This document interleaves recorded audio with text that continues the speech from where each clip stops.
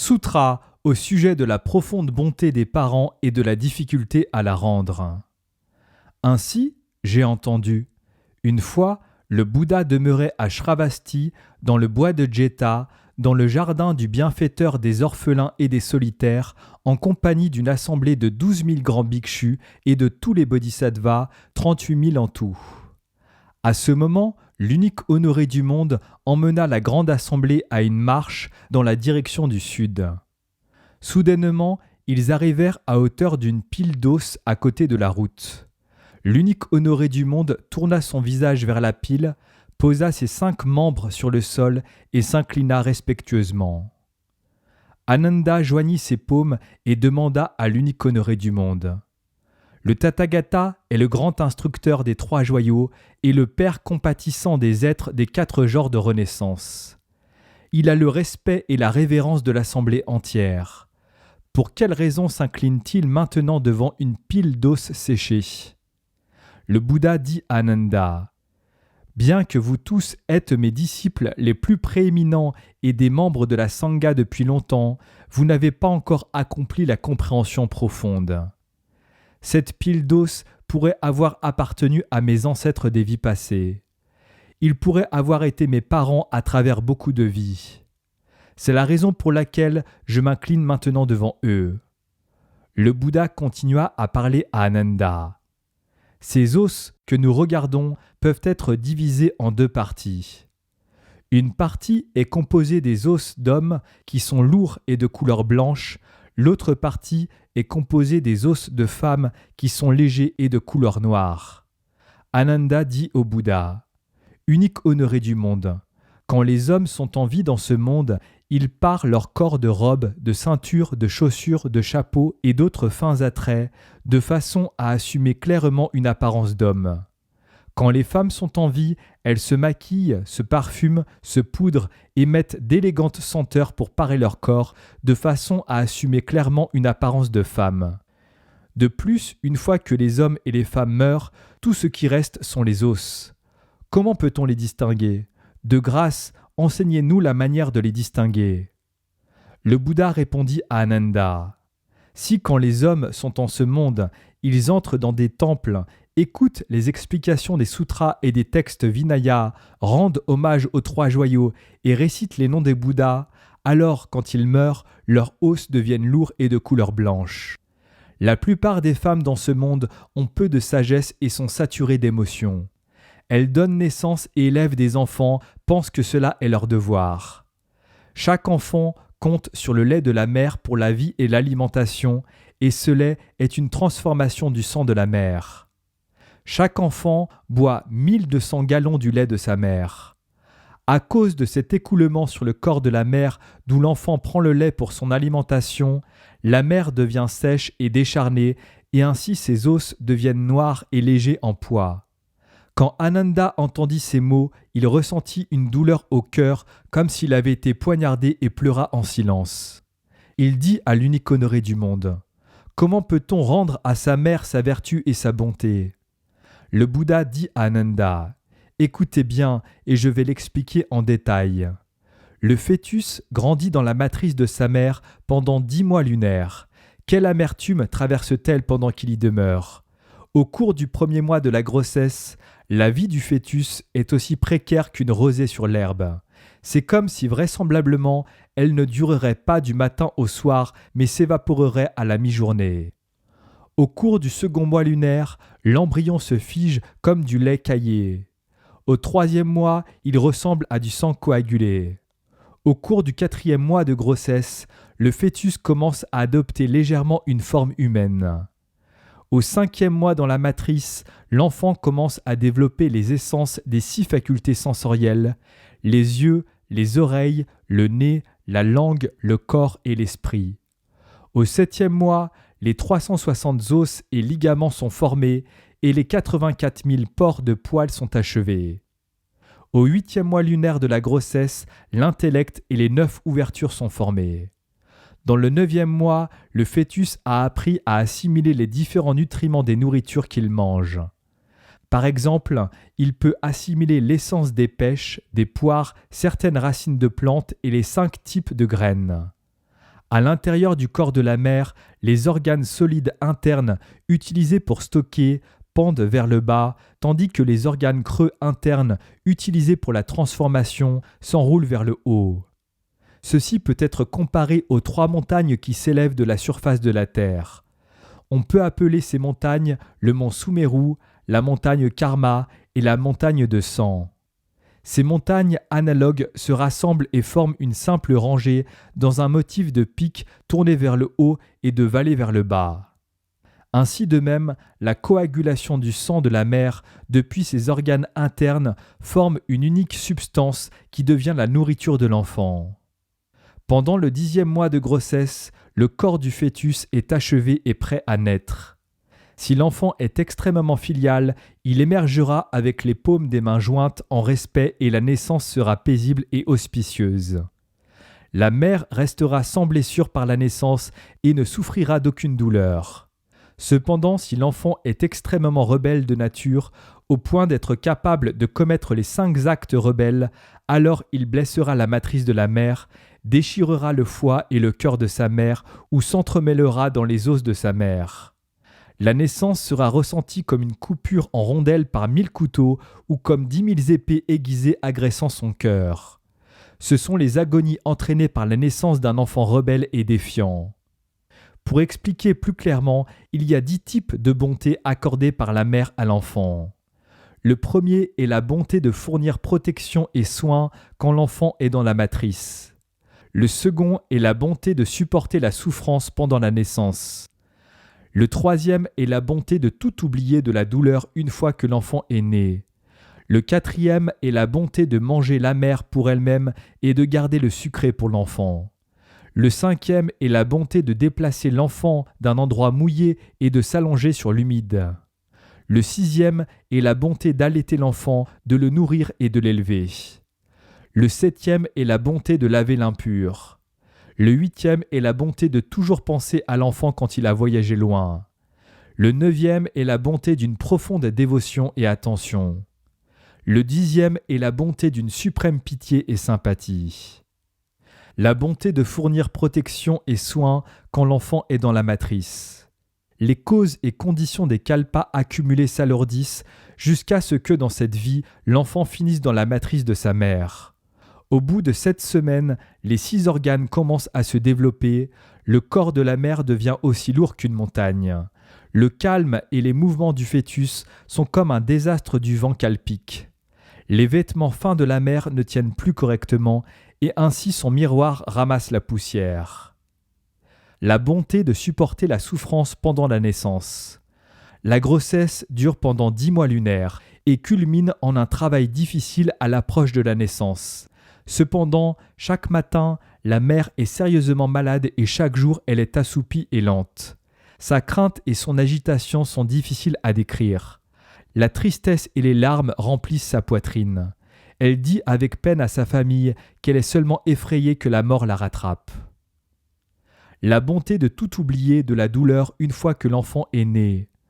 Le jour où les mères compatissantes donnent naissance à l'enfant, ses 5 organes s'ouvrent tout grands.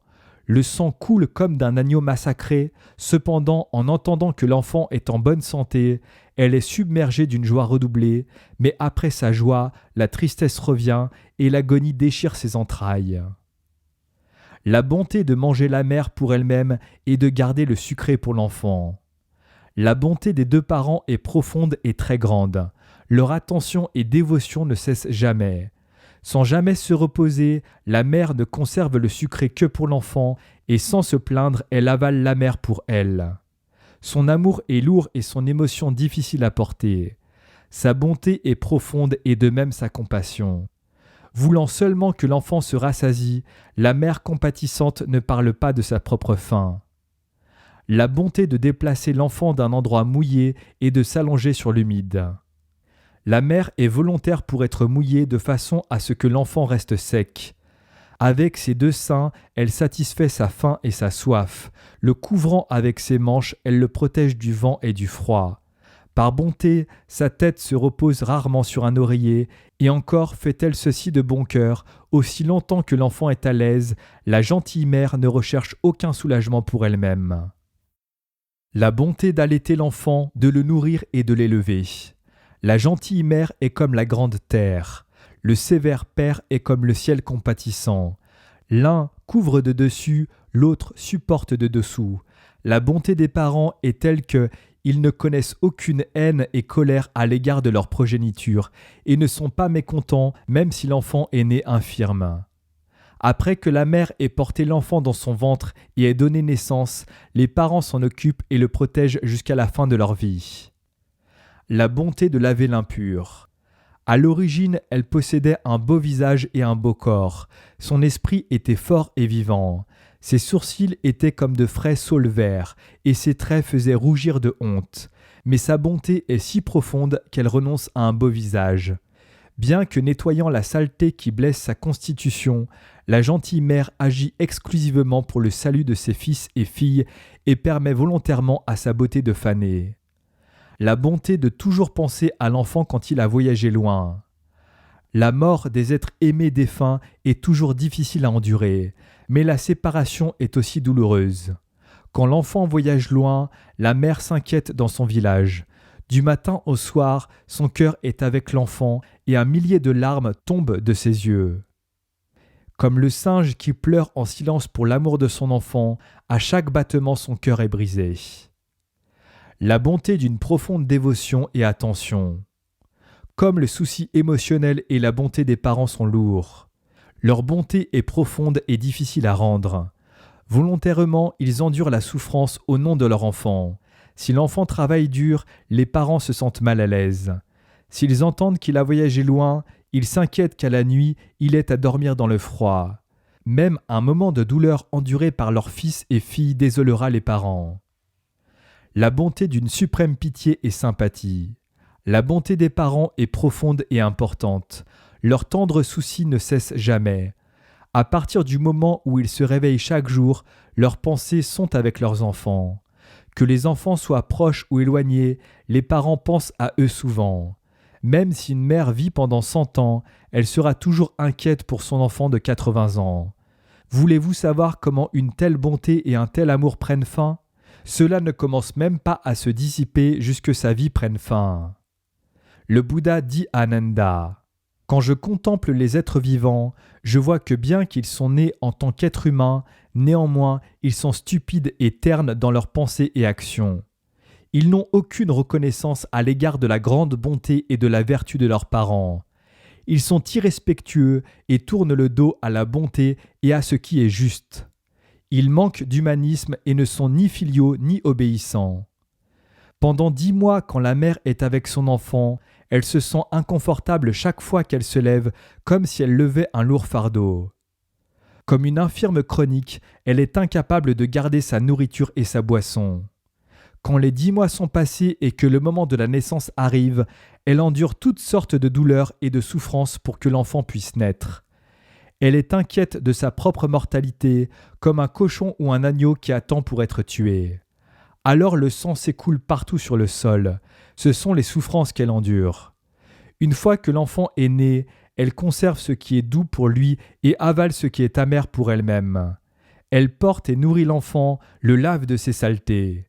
Il n'y a aucun labeur ou difficulté qu'elle n'entreprenne volontairement pour le salut de son enfant. Elle endure le froid et le chaud et ne mentionne jamais ce qu'elle a enduré. Elle laisse l'endroit sec pour son enfant et dort dans le désordre. Pendant 3 ans, elle nourrit le bébé avec du lait qui est transformé à partir du sang de son propre corps. Les parents constamment instruisent et guident leurs enfants sur les voies de la propriété et de la moralité pendant que les jeunes mûrissent jusqu'à être adultes. Ils s'occupent des mariages pour eux et leur procurent le bien et la richesse ou conçoivent des moyens pour qu'ils les obtiennent. Ils prennent la responsabilité et les problèmes sur eux, avec un labeur et un zèle immense, ne parlent jamais de leurs soucis et de leur bonté. Quand un fils ou une fille est malade, les parents s'inquiètent et s'effraient au point même qu'ils peuvent eux-mêmes devenir malades. Ils restent à côté de leur enfant pour lui fournir en permanence du soin et seulement quand l'enfant va mieux, les parents sont à nouveau heureux.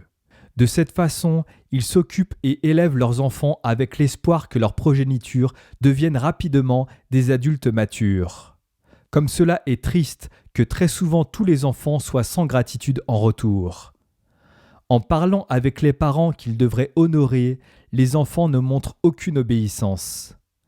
Quand ils devaient être polis, ils n'ont aucune manière.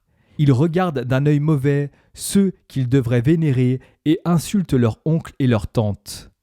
Ils grondent leurs sœurs et frères et détruisent tout sentiment de famille qui aurait pu exister entre eux. Les enfants comme cela n'ont aucun sens du respect et de la bienséance.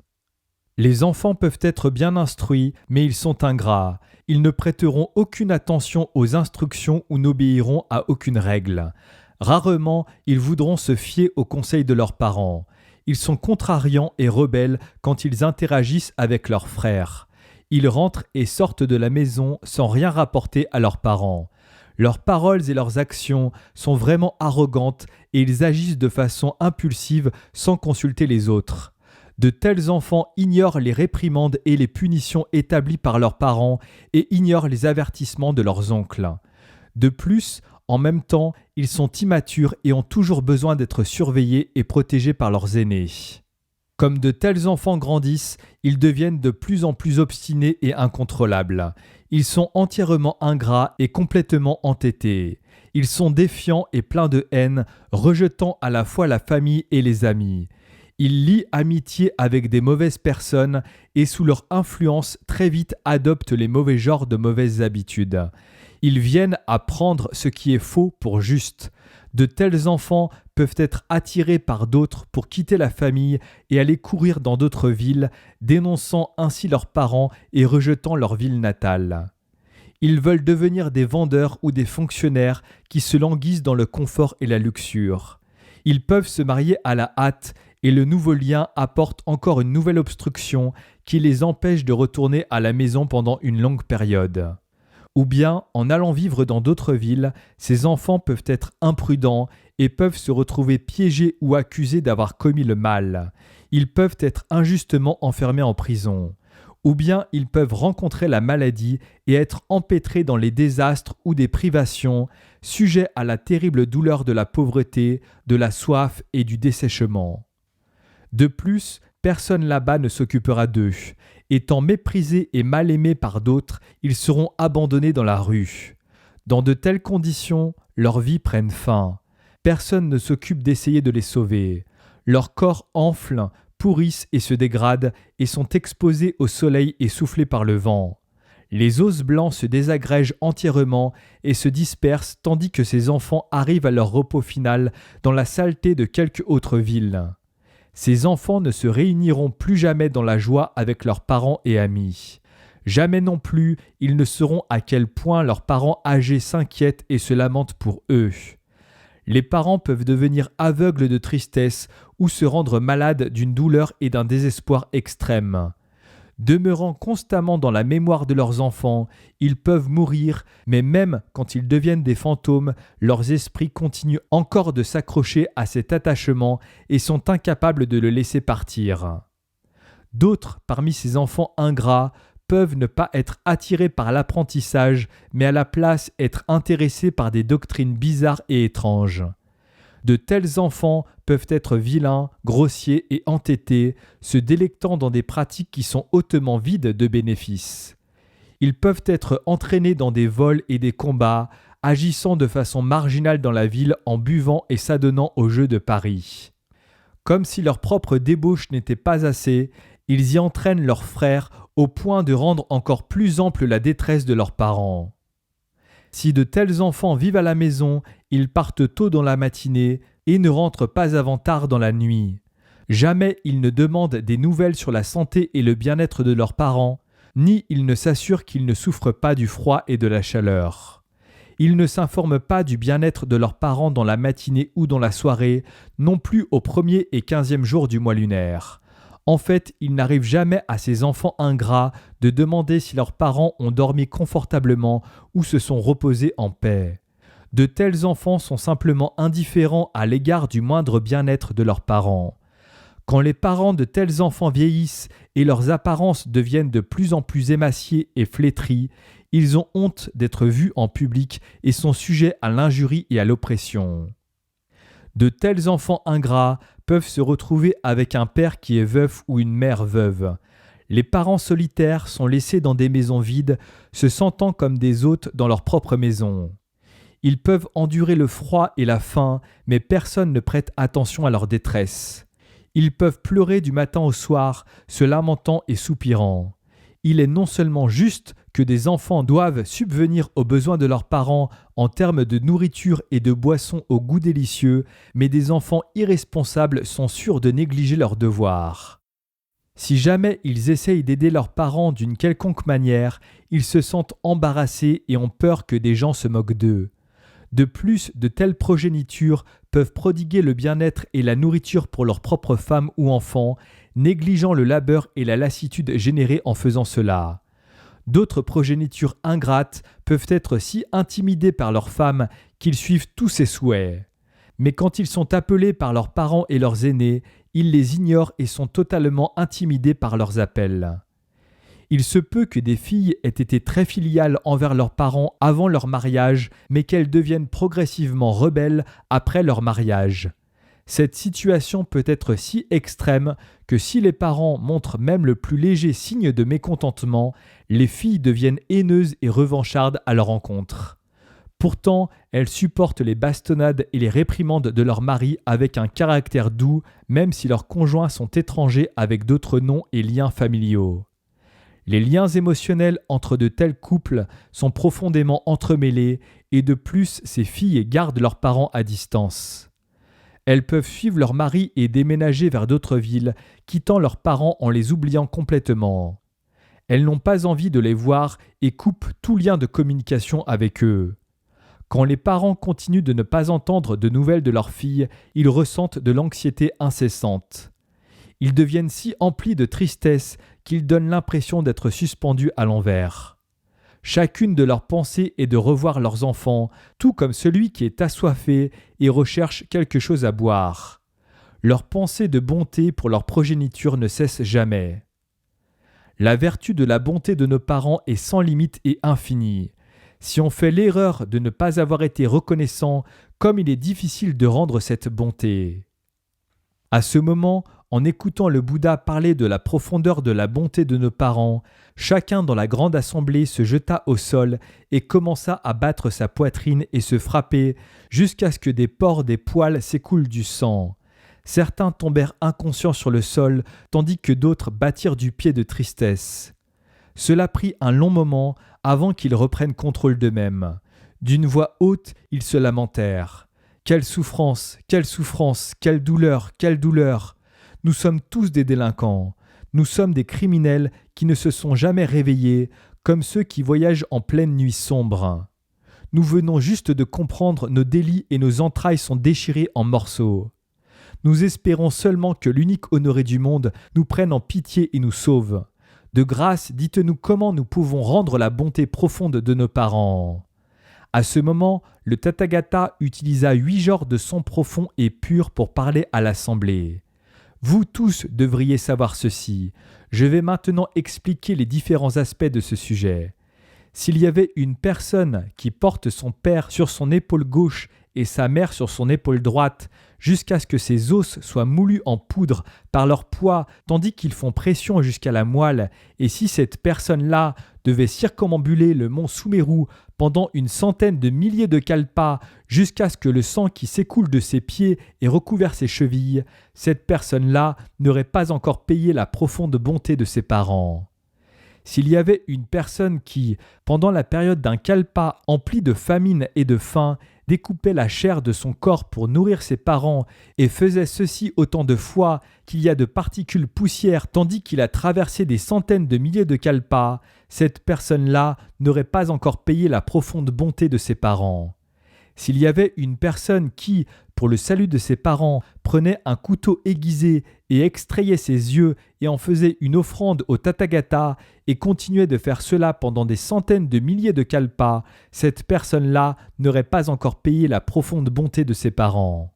S'il y avait une personne qui, pour le salut de son père et de sa mère, utilisait un couteau aiguisé pour trancher son cœur et son foie de façon telle que le sang s'écoule et couvre le sol, et s'il continuait de cette façon pendant des centaines de milliers de kalpas, sans jamais se plaindre ne serait-ce qu'une seule fois de la douleur, cette personne-là n'aurait pas encore payé la profonde bonté de ses parents.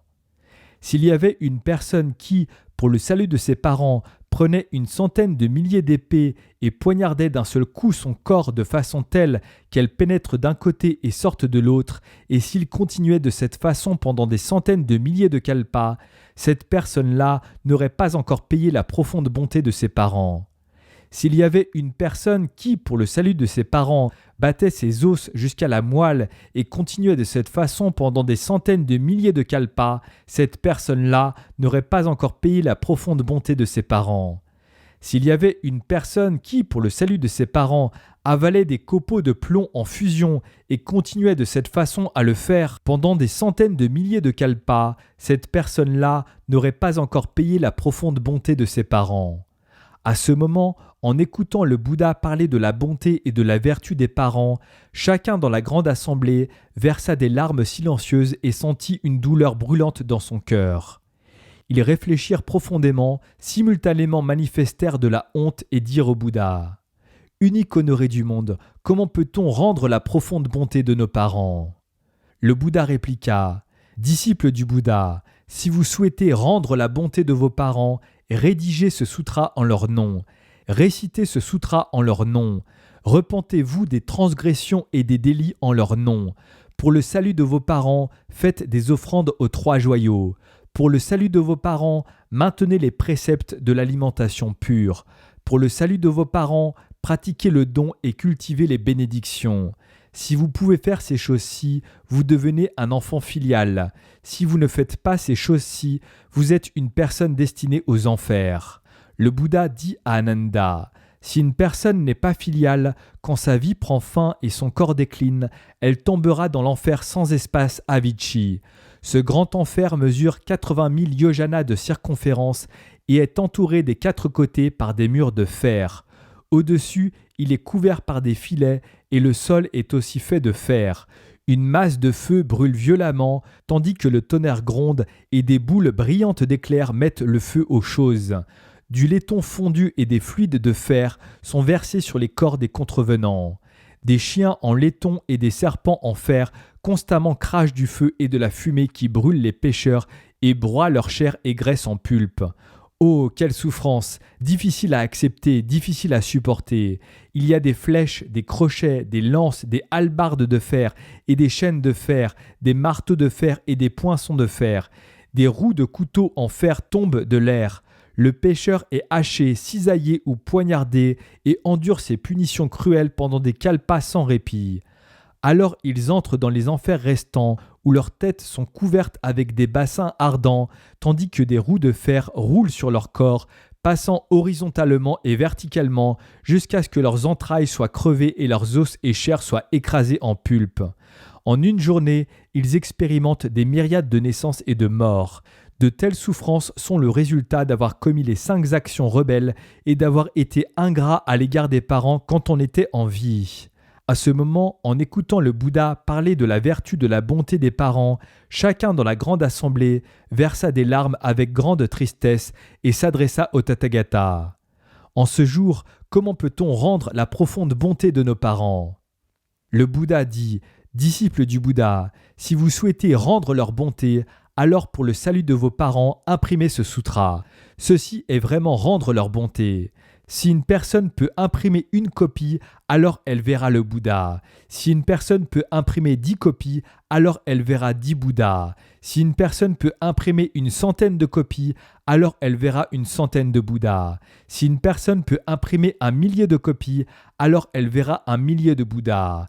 Si une personne peut imprimer une dizaine de milliers de copies, alors elle verra une dizaine de milliers de Bouddhas. Ceci est le pouvoir obtenu quand des gens de bien impriment des sutras.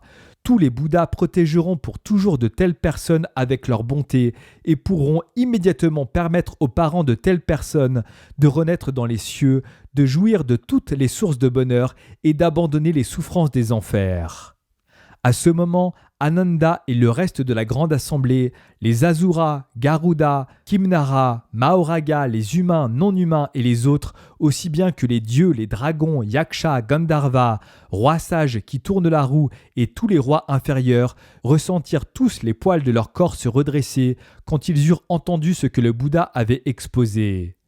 Ils pleuraient douloureusement et étaient incapables de s'arrêter. Chacun d'eux fit un vœu en disant « Nous tous, à partir de maintenant, jusqu'à l'épuisement des liens du futur, préférerions que nos corps soient pulvérisés en petites particules de poussière pendant une centaine de milliers de kalpas, plutôt que d'agir à l'encontre des enseignements de l'ainsi allé.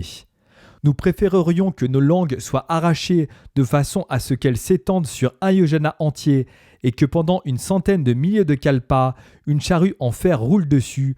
Nous préférerions avoir à supporter une roue à 100 000 lames roulant librement sur nos corps plutôt que d'aller toujours à l'encontre des enseignements sages du Tathagata. Nous préférerions que nos corps soient piégés dans un filet en fer pendant une centaine de milliers de kalpas plutôt que d'aller toujours à l'encontre des enseignements sages du Tathagata.